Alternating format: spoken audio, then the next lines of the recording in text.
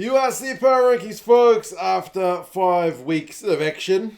Looking at the table, there's definitely a big cut between the top sides and the bottom sides right now. You've got, 5 sides who've won 4 and lost 1. And there's 6 sides who've won at most 1 game. So, yeah, seemingly not that much of a middle, but we'll go through them and you guys can let us know your thoughts. One side who's a bit underwhelming at the moment are the Sharks. They are the only side after 5 games who are yet to pick up a win. It's hard to put them anywhere else. The fact that Zebre, the Dragons, a couple of sides who tend to be at the bottom of the log have got wins already, albeit with the Scarlets.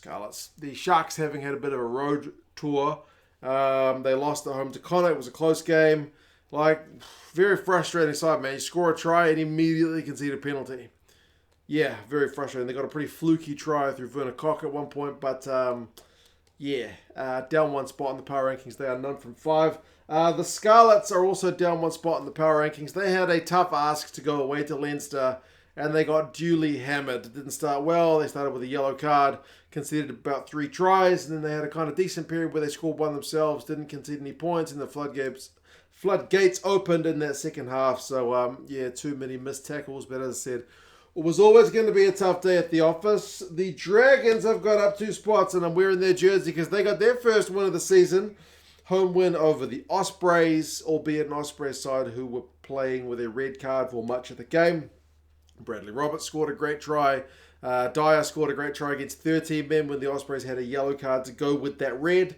But a win is a win, and up 2 spots on the power rankings. And then Cardiff are also up a spot with that draw against Zebre. They would have ideally liked to win that one. They couldn't quite hold on at the death, but it's better than the loss that was suffered by the Scarlets and the Sharks. So hence why the Cardiff guys have gone up a spot.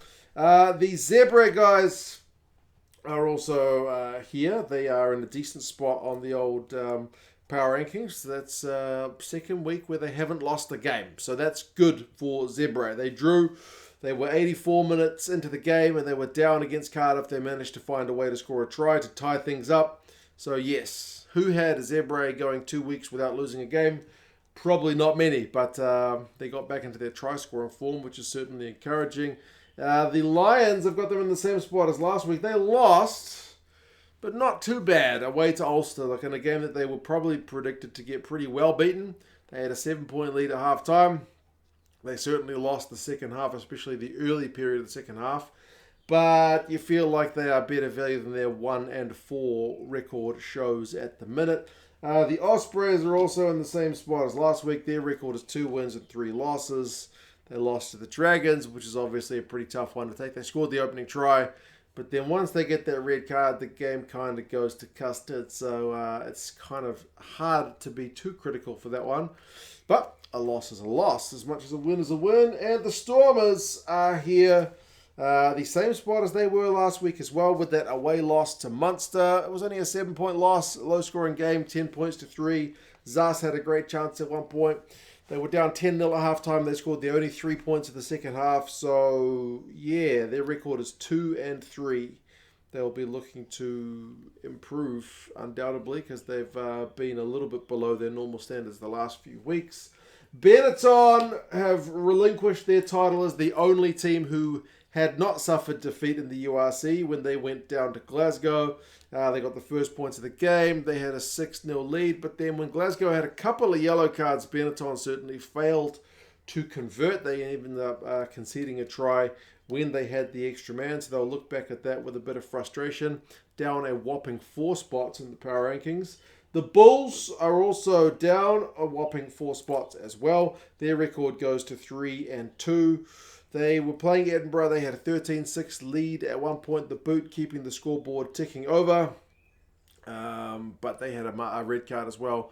Marcel Kutsia obviously not going to help things and ended up losing that one away from him. They probably deserved a losing bonus point, but didn't quite manage to get within range for that one. That last-minute penalty. Munster in 6th are up 2 spots with their win over the Stormers. They scored an early penalty. They scored against 14 men when the Stormers had a yellow card. Went about 8 phases, and then that was the scoring. Seemed like a pretty scrappy one. I didn't see the entire game, but yeah, take the win. Their record is now 3 wins, a draw, and a loss. And then Connacht bounced back after dropping their last game. They are one of the 4-1 teams. They beat the Sharks down in Durban, so the Sharks are not exactly a strong side at the moment, so we're going to give them limited credit for that. But an away win, man, that's always worth something a bit extra, so we kind of balanced that out. They had a 5 points to 10 halftime lead, and yeah, Hanrahan seemed to kick pretty well in the win over the Sharks, guys. So yeah, man, 4-1 is a heck of a start to the season. Top 4, Edinburgh comes in here at 4th with their win over the Bulls. Came back from behind, got a bonus point win. Maybe not as convincing as we would like, especially when the Bulls had 14 men, but bonus point win, man. There's nothing to really shake your head at that one. Third spot goes to Ulster with their win over the Lions. Kind of like Edinburgh, not all that convincing. But yeah, in a game where they were expected to get a pretty big win, they ended up walking away with just a win. But still, record is 4-1, so they're up 2 in the power rankings. So weather potentially maybe didn't help the game be the most free-flowing. Glasgow in 2nd. Despite the rain, they had some nice try. McKay got a nice one. Rowe got a nice one. Cancellieri. The outside backs for Glasgow, they just seem, I mean, their win over Benetton, they just seem to be, that looks like the game of the week from what limited amount I've seen of it. But yeah, man, Glasgow, going to have to watch some more of them. That quick play from the yellow card with line-out one was a proper bit of magic. But still, first spot is Leinster, so 1 and 2 are unchanged. They smashed the Scarlets, big early lead, had a little bit of an off period, and then back to just smashing the door down in that second half. So yeah, teams like Leinster, Glasgow, Ulster, Edinburgh, Connacht all got those 4-1 records at the moment. And then it's up for the rest of the pack to kind of chase. We probably expect to see some of these teams kick it up a notch soon. I'm looking at the Sharks. They need to get their act together.